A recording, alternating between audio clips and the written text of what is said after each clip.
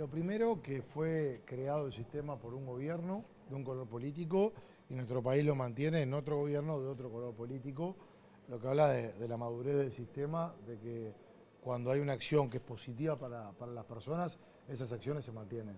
Por otro lado, se ha mejorado y se ha perfeccionado el sistema de cuidados desde despejar algunas incertidumbres jurídicas. Nosotros cuando asumimos había algunos inconvenientes para las partes que cuando se rompía el vínculo, por ejemplo, en el programa de asistentes personales entre la persona que ejercía los cuidados y quien recibía, muchas veces terminaban en el Ministerio de Trabajo porque no lograban ponerse de acuerdo y no estaban las garantías jurídicas establecidas. Se ha trabajado mucho en otorgar esas garantías. Por otro lado, en lo que son becas de inclusión socioeducativa, en una prestación para primera infancia estamos en récord. Esto es que cuando en un hogar no hay un CAIF cerca o el CAIF no tiene el horario que necesita ese hogar, se dan becas en jardines privados y hoy estamos en 1.850 becas que permiten que el resto de los integrantes del hogar puedan desarrollar sus tareas, ya sea laborales, de formación. Entonces se ha llevado al máximo esta herramienta. Hay una novedad este año que es muy importante, que es que el sistema de cuidado llega a los centros educativos a través de 40 centros educativos. El año que viene se van a llegar a 300 educativos. Que esto tiene que ver con un reclamo de años, que muchas veces se reclamaban asistentes personales, por ejemplo, para chiquilines con discapacidad. Y en realidad el asistente personal que da el MIDES no tiene la formación en las características para llevar adelante en el centro educativo un cuidado de calidad, porque el sistema está diseñado para el hogar. Lo que hemos trabajado en conjunto con ANEP es en el diseño de la figura del facilitador de autonomía, en donde ahora sí se va a empezar a contar con personas que estén especializadas para atender ese tipo de situaciones y seguir el desarrollo y ejercer el cuidado en los diferentes centros educativos. Esto es toda una novedad que comentábamos recién. Y se ha trabajado muchísimo en la humanización de los cuidados, en concientizar a las personas que llevan adelante esa tarea de la importancia que tienen de que la lleven con la responsabilidad y con la sensibilidad correspondiente. Y sobre todo se estableció el protocolo para que cuando no se da el buen trato o las características exigidas, que rápidamente se pueda disparar un conocimiento para poder actuar cuando sea una situación de maltrato. Y fuera de lo educativo, ¿a cuántas personas atiende el sistema de cuidados y de qué manera? Bueno, son diferentes programas el sistema de cuidado. En lo que tiene que ver con el programa de asistentes personales, estamos hablando de 6.000. A eso hay que agregar las 1.850 becas de inclusión socioeducativa. A eso hay que agregar lo que tiene que ver con los centros siempre, que son sindicatos y empresas, que son en coordinación con el INAU. Otros centros que tienen que ver con las personas mayores, y ahora se agrega esta nueva línea de acción de facilitadora de autonomía que no existía y se está creando. ¿Y a esos 6.000 qué se les da? El asistente personal son las solicitudes que se tienen cuando hay una dependencia severa. Entonces, primero está la etapa de la valoración de la situación. Cuando la valoración establece que necesita un asistente personal, tiene un asistente personal en el cuidado del hogar. Es decir, para situaciones que puedan ser de emergencia, de urgencia, que esa persona esté ejerciendo el cuidado a los efectos de articular o dar una respuesta correspondiente en diferentes casos. ¿A la persona se subvenciona una parte del costo que eso tiene? Se subvenciona una parte que eso, de acuerdo a las diferentes valoraciones que tienen que ver con la situación socioeconómica y la dependencia severa. ¿Y hasta cuánto? Al 100%, hasta el 100%. ¿Pero hasta cuánto es el subsidio? ¿Cuál es el tope? Ahora no recuerdo en cuánto está el... ¿Cuántas? 4,6 BPS. Ministro, le cambio de tema, llega un nuevo gobierno en Argentina, se eligió a Javier Milei. ¿Qué valoración le merece? Hay que hacer una valoración pragmática de estos temas y siempre hay que velar por los intereses nacionales, por los intereses del Uruguay. Entonces, independientemente del partido o de la persona que gane en otro país, nosotros tenemos que ver cómo, en función de esos resultados, sacamos el mayor provecho posible para Uruguay. Nosotros, el compromiso es con nuestro país y en ese sentido hay que en virtud de estos resultados ver en forma pragmática cuáles son los resultados favorables que se pueden obtener, y en eso hay que dejar siempre trabajar a la Cancillería, quien es en definitiva que hace las acciones y las coordinaciones correspondientes después de conocerse este resultado. Ahora, como hombre político, ¿es lo mismo negociar con Massa que negociar con Milei? Hay que ser pragmático. Acá no importan las especulaciones, hay un resultado concreto, hay un presidente electo en la República Argentina, con ese es que hay que interactuar y con el equipo que él defina. ¿Y cómo se para Uruguay teniendo en cuenta que Milei en algún momento había dicho que el Mercosur, por ejemplo, había que eliminarlo? Cancillería oportunamente se va a expresar en torno a las diferentes posiciones. El presidente de la República siempre cita a aquel lord inglés que decía ni amigos permanentes ni enemigos permanentes, intereses permanentes. Acá hay intereses diplomáticos, intereses comerciales, intereses de relacionamiento. Lo que hay que hacer valer son los intereses. ¿Pero le serviría a Uruguay eliminar el Mercosur como propone Milei? A ver, Dice que perjudica a los argentinos de bien. No voy a hacer interpretación del presidente electo de Argentina, no escuché ni el contexto ni el formato que la dijo.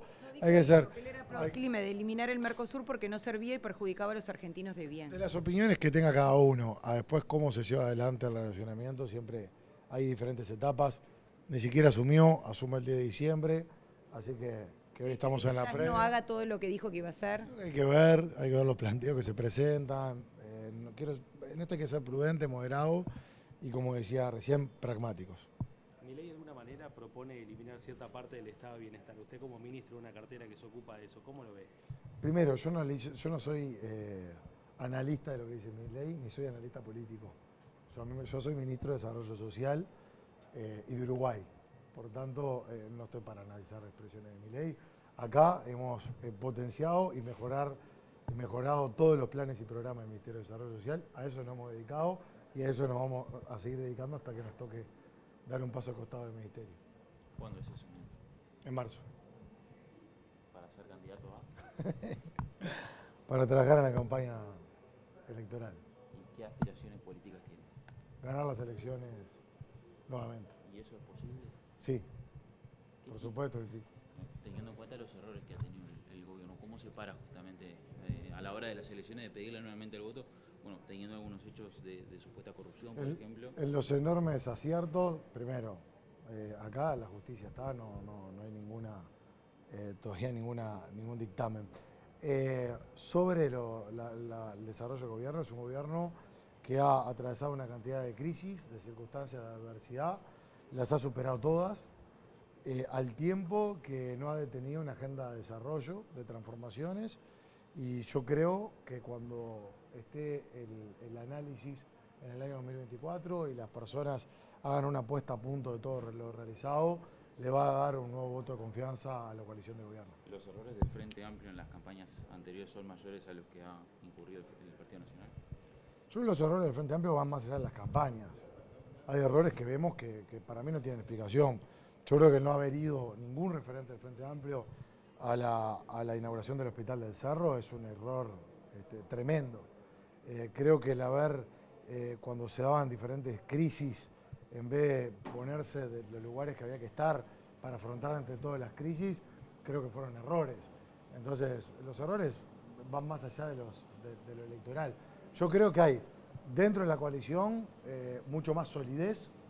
En el Partido Nacional, fíjense, se logra captar por fuera del partido. Caso de Darío Pérez, 25 años de diputado en el Frente Amplio, hoy está en el Partido Nacional. Caso de Valeria Ripoll, dirigente sindical, estuvo en el Partido Comunista, está en el Partido Nacional. Es porque el desempeño del Partido Nacional logra captar y atraer a personas por fuera de las esferas partidarias e incluso de otro tipo de actividades como tiene que ver con la actividad sindical. Por parte del Frente Amplio yo he dicho mi opinión respetuosa también de los candidatos. Yo creo que ninguno de los candidatos están en condiciones de bancar lo que va a ser la presión de la campaña electoral, por eso creo que va a haber excesos. Ninguno de los candidatos creo que estén en condiciones de llevar adelante la presidencia de la República y nosotros vamos a ofrecer, por ejemplo, en el caso de la figura de Álvaro Delgado, un dirigente político sólido, que ya está probado cómo afronta adversidades, cómo se para ante las crisis y que ya conoce de gobernar. Por tanto, creo que en esa comparación descriptiva, porque la elección es elegir entre los diferentes modelos, sumado a todos los hechos que se han realizado, soy moderadamente optimista del proceso electoral que se viene. Pero Delgado es representante de este gobierno, es el secretario de Presidencia, siendo que el jefe de custodia del presidente está preso. El senador que se encargaba de negociar, está preso por explotación sexual de menores y abuso de menores. Recientemente fueron removidas las autoridades del Ministerio del Interior, las autoridades de Cancillería, por haber otorgado el pasaporte a Marcetti y haber mentido en torno a eso. Hasta el asesor mano derecha del presidente debió ser removido y el presidente reconoció que participó de esas reuniones, aunque sin participar, dice. Está todo como muy confuso. ¿Son preguntas o afirmaciones? No, digo, que ¿cómo va a ser para separarse Delgado de la crisis gubernamental por la que se atriesa actualmente? Y por todo lo que ha pasado. Vos estás haciendo afirmaciones que son muy personales. Porque, estoy hablando de gente presa, por ejemplo. Pero quiere decir que las instituciones funcionan, que nadie tiene coronita y que si alguien se aparta de la ley, justamente van presa. Entonces eso quiere decir que se generaron todas las garantías. Lejos de apartarse el gobierno, Álvaro Delgado es una figura de un gobierno que justamente hizo las cosas distintas y que eso termina potenciando al gobierno. Todos los hechos que tú acabas de enumerar fortalecen al gobierno. ¿Por qué? Bueno. ¿Por qué lo fortalecen al gobierno? Porque quiere decir que hay un presidente de la República y un gobierno que cuando alguien hace algo que no tiene que hacer, no le tiembla el pulso de tomar decisiones y tomar cambios. Se ha dicho hasta el cansancio, pero creo que es bueno recordarla, se terminó el tiempo de los gobernantes atornillados a los cargos y a los lugares donde muchas veces iban del Palacio Legislativo aplaudidos a pesar de procesos judiciales, donde se hacían caravanas, donde se hacían homenajes. De todos esos procesos judiciales, ahora ¿qué es lo que sucede? Se actúa en consecuencia. Y cuando se dan cambios, cuando se dan cambios, yo respeto tus opiniones, pero si me estás haciendo preguntas, si son opiniones, las respeto y me limito a respetarlas. Si me estás haciendo... responsable si el presidente en ningún caso pidió renuncias, por ejemplo. Reitero, a ver, Fernanda, si vos me estás dando tu opinión, yo la respeto porque tenés la opinión que puede tener cualquier uruguayo y por lo tanto yo me allano ante cualquier tipo de opinión. Ahora, si vos me estás haciendo preguntas como periodista, yo te respondo. Me gustaría que me des el espacio para responderte, porque si no queda como que no solamente es una opinión, sino que se atropella con esas opiniones. Reitero y retomo. El presidente de la República y el gobierno, primero, han dado una información y una transparencia brutal en todo este proceso.